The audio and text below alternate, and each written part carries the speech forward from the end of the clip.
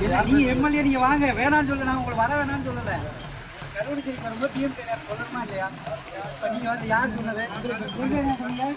எங்க ஒன்றிய செயலர் எங்க?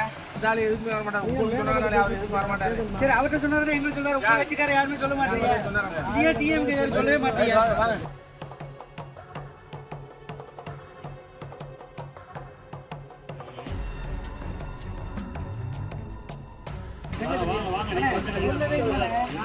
யாருமே சொல்லிய எனக்கு சொல்லல, எனக்கு எப்ப நான் காலையில் நீங்க சொல்லிய நைட்டு தானே நான் மட்டும் எல்லாரும் சொல்ல மாட்டேன்.